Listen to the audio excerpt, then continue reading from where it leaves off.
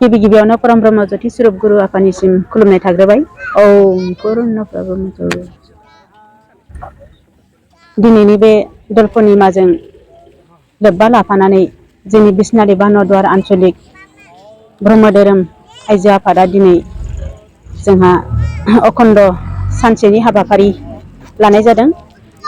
बे अखण्डखौ जोङो ओरैबायदि थांखिजों लानाय जादों जे जोङो जोंनि दिनैनि आन्चलिक गासै आन्चलिक आफादा जाहाथे बे अखण्डनि गेजेरजों आरो लोगोसे मुलुग सान्थि आरो आन्चलिकनि गासैबो बिबानगिरिजों लोगोसे गासै ब्रह्म भक्त आइ बाबामोनहा जाहाथे बे जैग'नि दारै गासै समावनो मोजाङै मोजां हाबाफोरखौ इसोरनि हाबाफोरखौ मोजाङैनो मावफुंलांनो हायो। बिनि थाखाय जोङो इसोरनिसिम जोङो गोजोन हास्थायनानै दिनैनि बे अखण्ड यज्ञखौ जोङो लानाय जादों।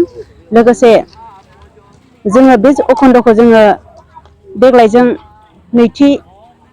नैथि बोसोराव आगान होबाय बियो आरो जों फैबाय थानाय समाव जेसेबां हागौ एसेबां जोङो बे हाबाफारिखौ जों लालांबाय थानो सानदों। फैगौ बोसोरावबो जों बेखौ लानायनि थांखि लानाय जाबाय आरो जोङो फैगौ बोसोराव फिन आरो बे अखण्डखौ जों लाफिननाय जासिगोन। दा जोङो बेखौनो फिन खेबसे हास्थायबावनानै जाहाथे जोङो पारमाटिक आरो बेबहारिक हाबाखौ जाहाथे मोजाङैनो मोजां जोङो साफ्रोमबो भक्त आइ बाबामोनहा मावलांनो हायो। बिनि थाखाय जों आन्चलिकनि जानानै दिनै बे अखण्ड हाबाफारिखौ जों लानाय जादों। थावनिया जाहैबाय जोंना बिसनारि बा नदुवार आन्चलिक मन्दिर। बियो हाथिफुथि दावलि सेन्टाराव गोग्लैयो। बेहायनो जोङो बे हाबाफारिखौ दिनै जों लाफुंनाय जादों। आइजो सांग्रांथिनि सायाव माबाफोर आइजो सांग्रांथियाव जोङो बेखौनो बुंनो हायो जे जोङो गोबां जोंनि बे आइजो आफादा जोंना 2013 मायथाइयाव दाफुंजादोंमोन। बे 2013 मायथाइनिफ्राय दाफुंजानानै दिनैसिम जोंहा बे आफादा थांनानै दङ। गिबियाव जोंहा बे आफादाव आफादगिरि हिसाबै बिबान लाबोदोंमोन जयन्ति ब्रह्म आइआ आरो नेहाथारि बिबानखौ लादोंमोन मुस्रिमा कामेस्वरि नार्जारि आइआ।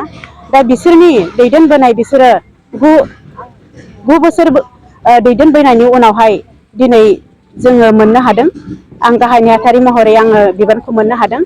दा आङो बिसनारि बा नदुवार आन्चलिक आइजो आफादनि बिबानगिरि गाहाय नेहाथारि जानानै आं बेखौनो बुंनो सानदोंदि दिनैनि मुगायाव जोङो मोनफ्रोमबो जिखुनु जायखिजाया हाबाफारियावनो जुदि जों आइजोफ्रा बिबान लानानै खामानि मावनांगौनि जोंहा गोबां गोनांथि दंथारसै।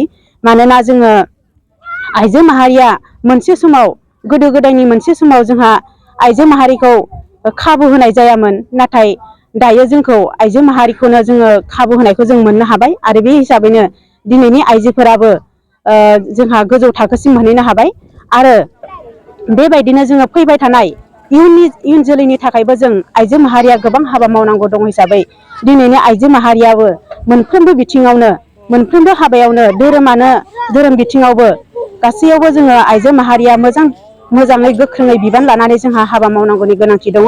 बे हिसाबैनो आं खावलायो जोंनि मोनफ्रोमबो आइजो आफादानो जाहाथे बेफोरदिनो बिबान लानानै बयबो जाहाथे ओंखारबोयो। आन्चलिक प्राइमारि जेरावबो बिबान लानानै जाहाथे जोंनि धोरोमनि आरो समाजनि नितिफोरखौ मानिनानै फालन खालामनानै जाहाथे मोजाङैनो दैदेनलाङो सालायनो थाखाय ओंखारबोयो। आं बेखौ साफ्रोमबो आइजोखौ आङो खावलायो आरो फैबाय थानाय समाव जाहाथे इयुन जोलैनि थाखाय जोङो मोजाङै हाबा मावनानै जोङो गालांनो हायो। बेखौ आङो हास्थायनानै दिनैनि बे आइजो आफादखौबो आङो फिन खावलायनानै आङो आंनि बिबुंथिखौ एसेयावनो फोजोबनाय जाबाय।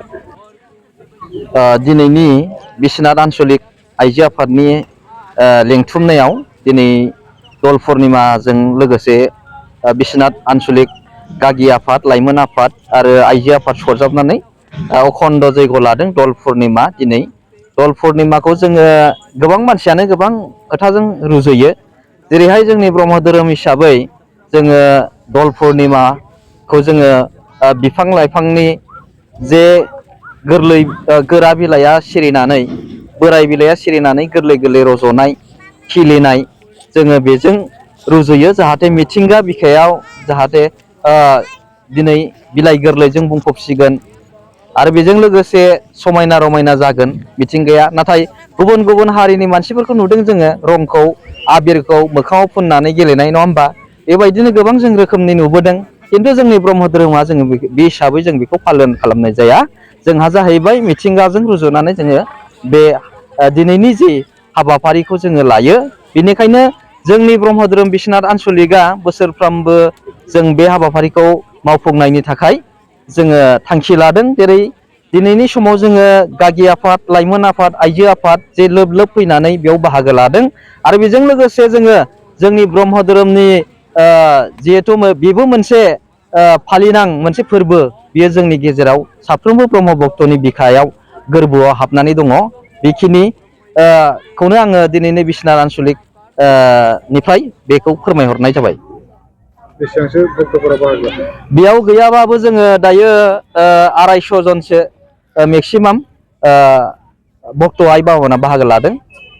माबायदि मोजां जाफुंदों? मोजां जादों मानोना जोंनि दिनै गोग्गाथाव बाथ्रा गोग्गानानै जों बुंनो हायो जे साफ्रोमबो ब्रह्म भक्त आइ बाबामोनहानो बेयाव दान होदों इसोरनि मुङाव बा धोरोमनि मुङाव बा इसोरखौ सिबिनायनि मुङाव साफ्रोमबो दान होदों सोरबा गिहि होदों सोरबा बेफोरबायदिनो प्रसादखौ होदों सोरबा बिदिनो रां होदों बेबायदिनो दिनैनि हाबाफारिया मोजाङै जाफुंदों।